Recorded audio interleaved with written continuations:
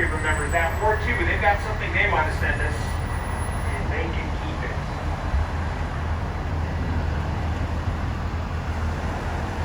So George Washington and this site, why did he choose this site for the national capital? Not really because it was so close to his house. Well, that didn't make the site. 2 years before he picked this spot to be the national capital, he started a new company across the river in Alexandria, Virginia, called the Potomac Canal Company. They were going to be the first to link the East Coast with the Midwest by canal, linking one from Alexandria, Virginia to Pittsburgh, Pennsylvania. And you would hear canal to Pittsburgh and say, so what? That's a 6-hour drive. Well, in 1790, that trip took 14 to 21 days. All depended on how the rivers were running. If they were running high, you had to stay way further around. Washington figured once that canal got built, that trip would only take 7 days. Huge improvement in time. It would also be consistent no matter what the weather was, 7 straight days. So he thought tons of commerce from Kentucky, Ohio, Indiana, and Illinois was going to start traveling through that canal and ending up here, turning this into a gigantic commercial center. So when he brought the government here, he thought he was creating the American version of London or Paris. Things did not work out like he thought they would because he died in 1799. When Washington died, the city was almost ready for the government to move in, but the canal had just reached the hardest, most expensive part, climbing the Appalachian Mountains. And once Washington's name was no longer associated with the project, for some reason, the money people no longer cared about a canal to the Midwest. They closed their checkbooks, and the project died. Washington's idea was proven to be 100% correct, but 30 years later, in a different city.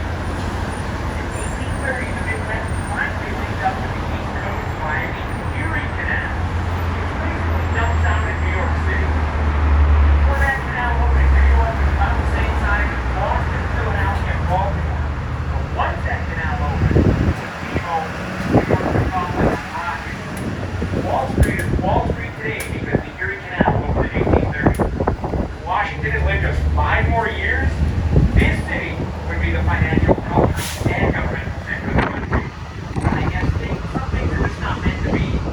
Washingtonians are not all clear about that. There's a rivalry between Washington, D.C. and New York that only Washingtonians are aware of.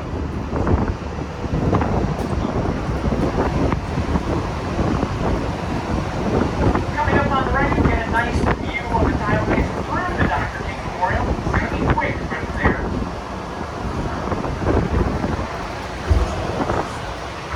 On the left side is the District of Columbia Memorial to the Great War. Built in 1931 when there was only one Great War to commemorate. All 499 district residents who died in Tigers Field are listed by name on that memorial.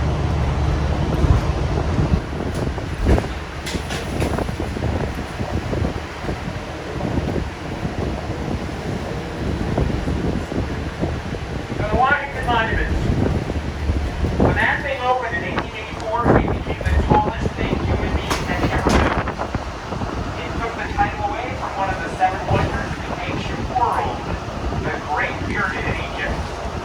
The Great Pyramid, 455 feet tall, was the tallest thing man had made for 4,000 years.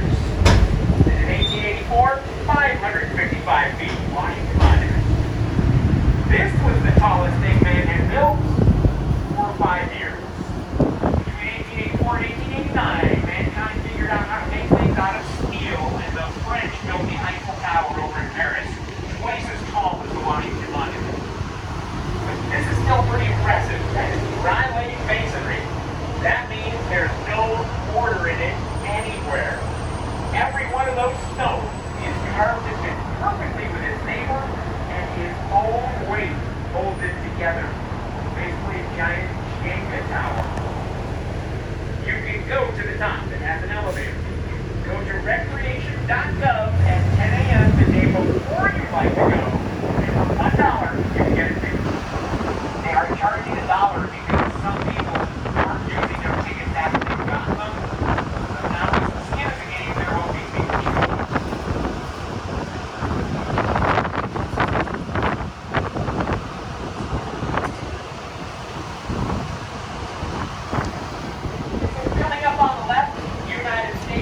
World War II memorial dedicated to our greatest generation. It has victory arches for the Atlantic and Pacific theaters.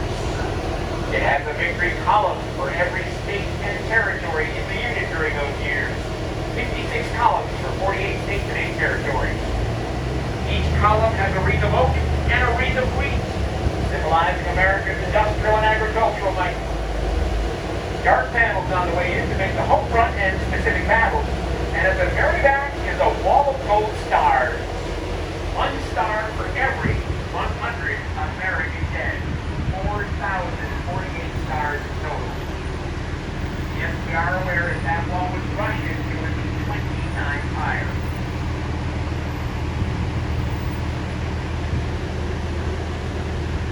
This memorial primarily exists because of the efforts of two men. Former Kansas Senator and presidential candidate Robert Dole, an actor you might have heard of by the name of Thomas Hanks. Bob Dole and Tom Hanks helped raise the money and shepherded through the design and construction. Tom Hanks lives in LA, if you never seen him here. But Bob Dole lives in DC. Even though he's in his 90s and is confined to a wheelchair, every Saturday, if the weather's nice enough, he comes to this memorial to meet and greet anyone who'd like to talk about World War II.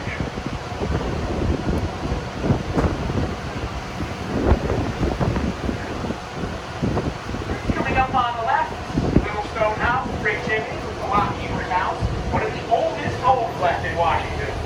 Dates to about 1795. The street in front of us used to be a canal. From 1791 to 1851.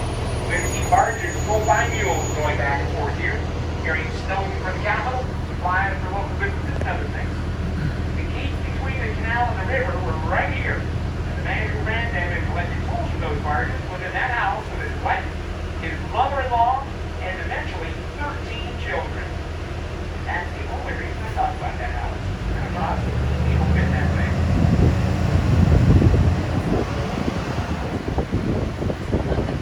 Now we're going to drive by the White House on the left side.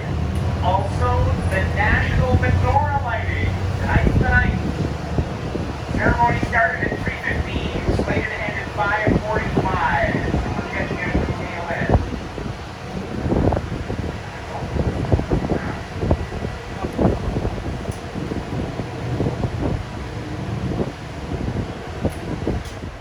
See if we hear anything.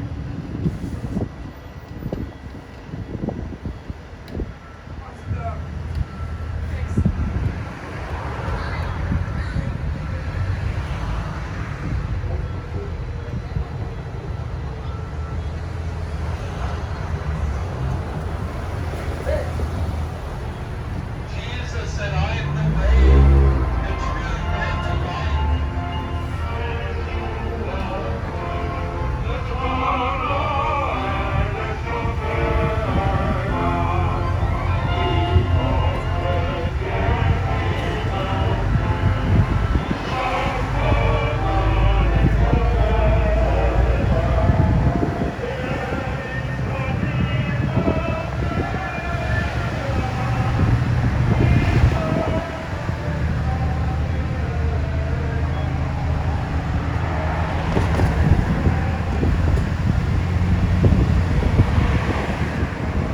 Design of the White House was chosen by George Washington. He laid the cornerstone in 1793 and he supervised construction and died in 1799. He's the only president who never been in that house. First president to move in, John Adams. President number 2, 6 months before we voted him on office. The White House is the only national executive home in the world that you can tour. That tradition begun by President number 3, Thomas Jefferson. His thinking was that the American people paid to build that house, and they pay over any of the salaries of the people working it. They have a right to see what they're paying for. Until 1940, if you wanted to tour the White House or meet the president, all you had to do was walk up to the front door and ask. That tradition came to an end because of the automobile. So many people were coming to Washington and dropping on the president. They finally said, from now on, you have to call ahead by appointment only.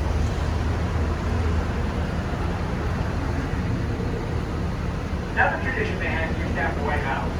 Every New Year's Day, the president sat in the wood room for 4 hours and waited for Americans to come through and wish him Happy New Year. Your New Year from 1801 to 1932. The record for most Americans met on New Year's Day is held by Theodore Roosevelt. January 1st, 1907, he shook hands with 8,150 well-wishing Americans over the course of 4 hours. Then he had a method to it. He'd grab your hand and start shaking while he moved into the exits. Happy New Year's to you.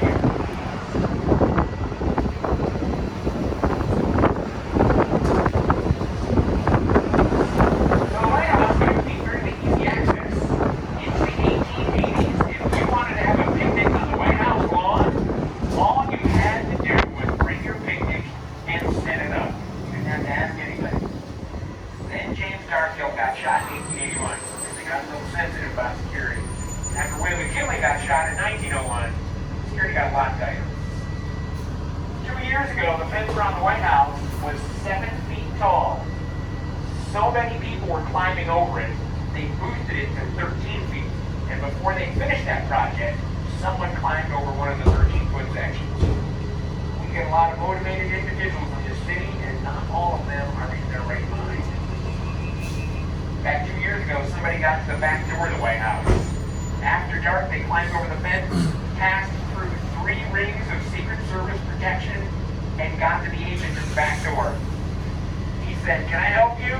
And the answer he got was, nah, I'm a friend of the president. I'm just here to say hi. Not at the back door after dark or not. I'll pay the cuffs. Next time I got marched off.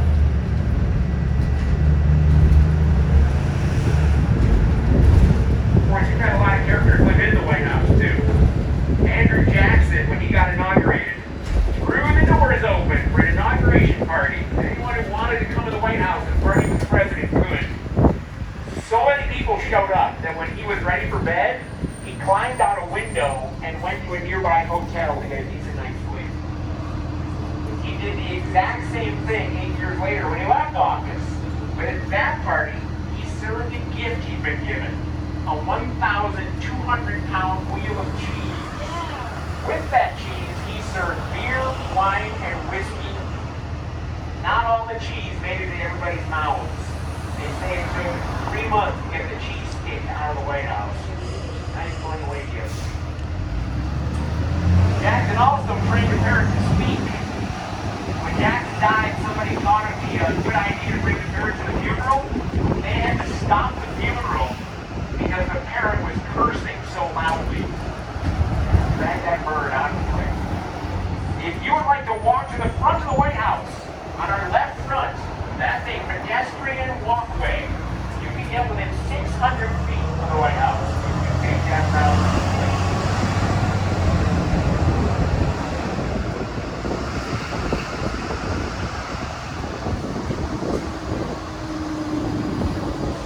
When we got rolling, I mentioned that this city was created by the Constitution. That's because our founding fathers did not trust politicians. They thought if the national government was in a normal city like New York or Philadelphia, then local politicians would try to influence what the government was doing. For instance, Congress might have a budget bill, and then if the mayor didn't like it, they'd find out who had voted the wrong way and schedule overnight road work outside the house of every member who was voting the wrong way until they voted the right way. Or to cut off their power, their water, their sewer, all kinds of dirty tricks that can try to slowly influence votes. So the district was created as a neutral territory where representatives from all the states could get together and work on our problems without outside interference. As a federal territory, your tax dollar pays for everything public in this city. Next April, when you're complaining about having to pay the federal taxes, remember, you're helping the water flow in the city. You help run the subway system. You help the roads, streetlights, the traffic lights. You help maintain the White House, the Capitol, the mall, and all the monuments and memorials you see. We all together make this happen. The reason I mention this is 2 years ago at the end of the tour, I was approached by a guest who said to me in awed tones, "I can't believe I'm allowed to visit this place. Like it's a castle on a hill with a moat and garden gate." And it's not the case.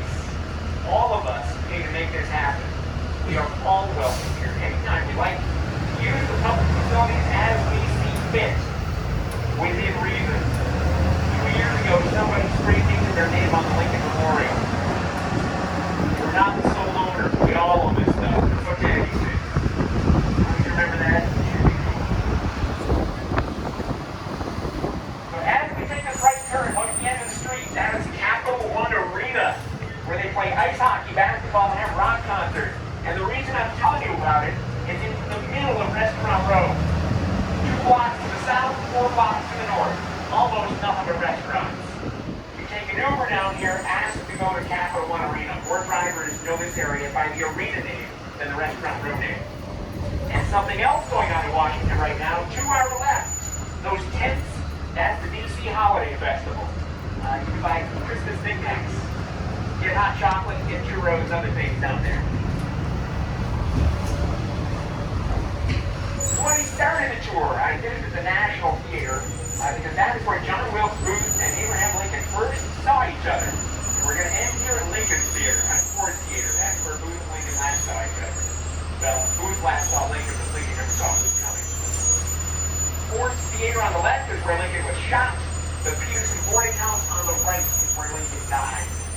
The reason there's a difference is there was a doctor in the audience that night. And as soon as everybody realized that Lincoln had been shot, he jumped out of his seat and ran upstairs to see what he could do to help. And as soon as he saw the hole in the back of Lincoln's head, he knew that nobody could do anything. So he had some big men from the audience come upstairs, lift the president, and carry him very gently across the street to the boarding house so he could die with a little comfort. In 1865, the average American was 5'7". Abraham Lincoln was 6'4". He had his knees almost in his armpits in that theater seat. When they brought him to the bed, they still had to put him in diagonally so he fit. Good thing they did that because it took Lincoln more than 9 hours to pass away. He was conscious for none of it, but it took him 9 hours. And if you're feeling bad for Lincoln right now, feel worse for us. When Lincoln got shot, this country's best chance to come together with malice toward none and charity for all completely disappeared. But when Lincoln got shot, he was laughing at a joke that had just been told in the play. The people who carried him across the street said he still had a smile on his face. And the people that came to see him for the next 9 hours, word of his shooting spread through the city like wildfire. Within an hour, this street was packed, front to back and side to side, with people holding vigil outside this boarding house. And over those 9 hours, all the movers and shakers of this city came by. Cabinet members, congressmen, foreign diplomats, military leaders, all came walking up those stairs and through that door to say their last goodbyes to our 16th president. All the people who did it said Lincoln was more peaceful in that room than he had at any time in the last 4 years. So whatever was going on between Abraham Lincoln and the man in the great beyond must not have been too stressful for honest Dave. You can tour these sites. Go onto the National Park Service website and arrange your time to show up. They are limiting the number of people who can get in every half hour. If you'd like to have a lighter note, if you'd like to show Parks and Recreation, Leslie O moved to Washington, and when she did, she wanted waffles. So she came here to get them, Lincoln's Waffle Shop. You can do the same thing every day from 5:30 a.m. to 3 p.m. I hear the chocolate chip waffles are amazing. I've had it myself. I've heard several people say, well.